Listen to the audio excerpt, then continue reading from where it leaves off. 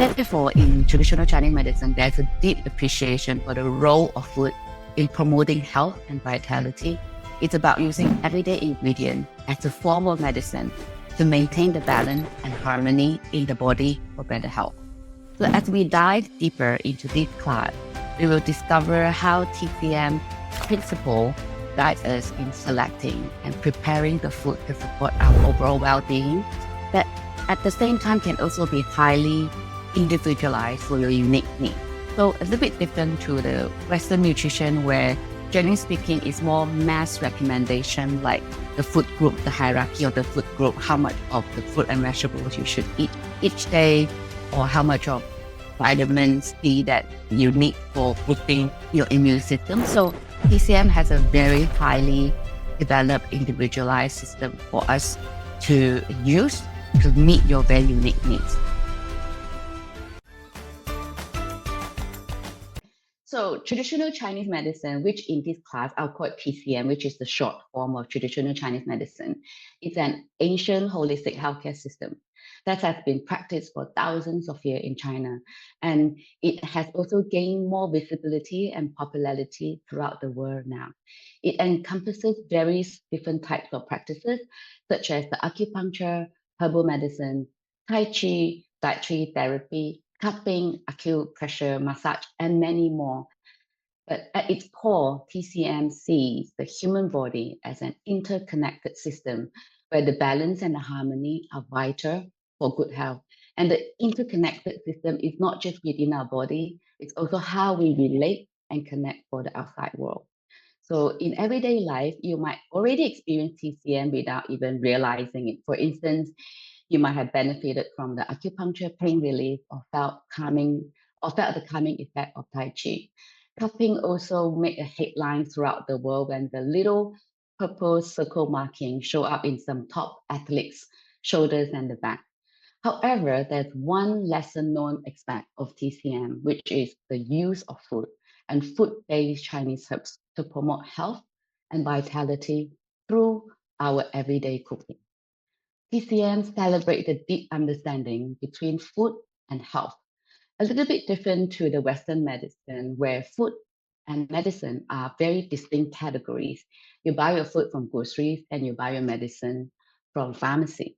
The line between food and medicine is often quite blurred in Chinese medicine. This is because TCM believes that both food and medicine come from the same source. While Western medicine often rely on pharmaceuticals, but in TCM, the distinction between what you eat daily and what you take as medicine is not as clear-cut as in Western medicine. While some herbs are potent and reserved for treating severe illnesses under the close supervision of qualified Chinese medicine practitioner, many Chinese herbs used in Chinese herbal medicine are actually from food ingredient. They are already integrated in our everyday Asian cuisine. You might be familiar with some of them. For example, one of them is the goji berry. It's already been a very popular food and herbs before it was discovered by the West. And now it's quite commonly found in your Western groceries or health food store. You can find them in your cereal, in your trail mix. It's often been used as a superfood. Another example is the monk fruit. It's actually a Chinese herb to help to relieve cough, but now has become a popular, healthy, natural sweetener. Monk fruit in Chinese medicine we call the luohan guo. So Chinese herbs like even ginseng, astragalus, they are more potent. The reishi, mushroom, cordyceps are also recognized as powerful adaptogens, which can boost your energy, normalizing your physiological function and help you to cope with stress and anxiety. These have actually already been used for centuries for various ailments, and they also have integrated into Chinese cooking for overall well-being. So for instance, you often can find ginseng in the nourishing Korean ginseng soup, or astragalus root can become a beneficial tree-boosting tea, or we often also use goji tea for our eye health. So instead of a few simple home remedy, TCM has developed a very highly sophisticated system on how to use the intrinsic property of different food or food-based Chinese herbs to maximize our well-being in a changing environment and the weather, and also to help the body to enhance our own natural power for health, healing, and rejuvenation. So this principle comes from ancient knowledge and observation that will help us to understand how to use food to improve our health. So I'll share a few more fundamental principles. You probably already heard of some of them. The first one is the balancing of yin and yang. So TCM places a very strong emphasis on the balance of yin and yang energy in the body. So yin usually represents the cool and the passive energy, while yang represents the warm and active energy.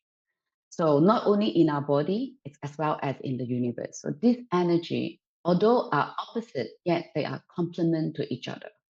They rely on each other for harmony and well-being.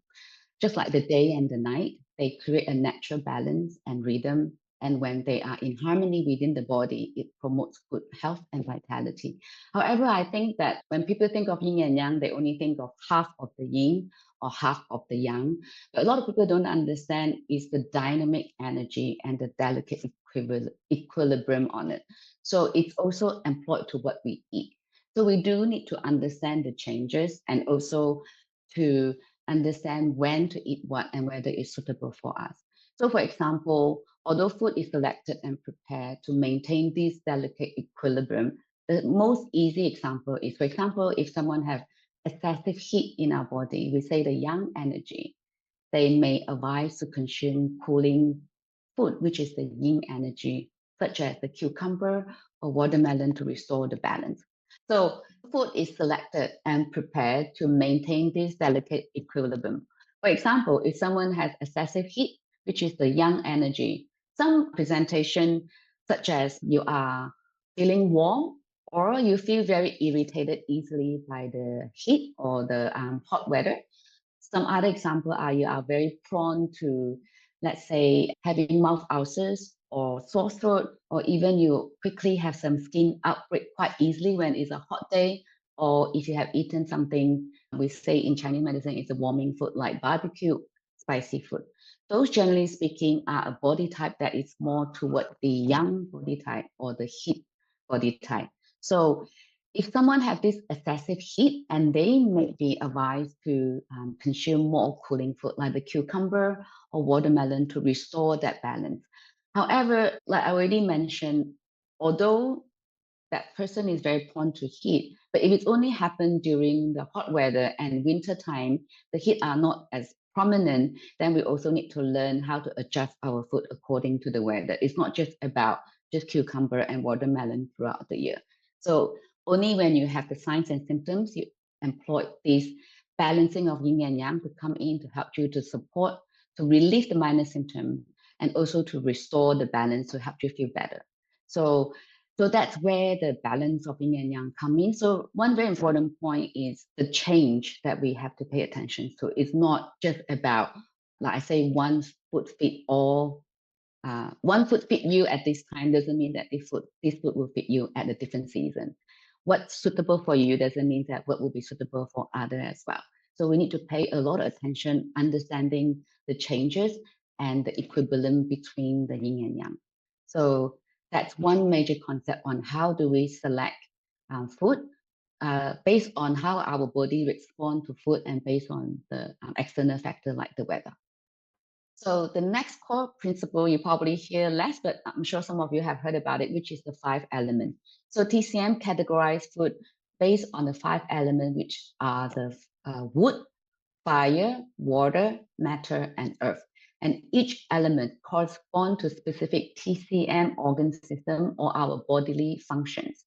Balancing these elements through food also help to harmonize our body. For instance, incorporating earth-associated foods such as the sweet potato to support the digestive system governed by the earth element. So that's another core principle. And the other one I want to specifically talk about is the mindful eating. In TCM, we are very focused and encouraged about mindful eating. That's the modern term. Another way to say it is actually pay great attention on how your body responds to food, which I already explained about the yin and yang. It's quite different to the Western nutrition, where generally speaking have a more mass recommendation for general public based on a lot of science and all that, which is very important. But TCM is very highly encouraged about, in TCM we strongly encourage to really pay attention to your own body response to a particular food or particular herbs. It involves about listening to all the minor symptoms that you experience after you take it, note it down and understand how you respond. You can experiment here and there, but which I'm going to go through a bit later. I think this is something quite different. And the other couple of simple things, which is involve savoring each bite, chewing thoroughly, never overeat, and note down all the changes that you have when the weather changes. And then that's for us is very important. And then when you go to see your traditional Chinese medicine doctor, they probably will ask you the same question. So having a food diary, if you are new to TCM dietary therapy, might be a good starting point. So another one is the seasonal adaptation. So while the Western lifestyle is probably more to do with, for example, the seasonal food, you eat it while they grow. Now we have more where they are harvest now become more emphasized rather than a lot of food shipped from other countries. So we emphasize on the freshness. But TCM also follow the natural rhythm of the season and adjust our dietary choices accordingly. So same in the colder month, the warm food are favored to protect against the cold-related illness, while the cooling food are preferred in the hot weather to combat the excess heat. And also in spring, we want to use food that like to represent the spring, which is the sprout and also the young green vegetables. Those are a few different concepts that I will also talk a bit later. So those are a few core principles that will guide us on what to choose and select food that is best for us.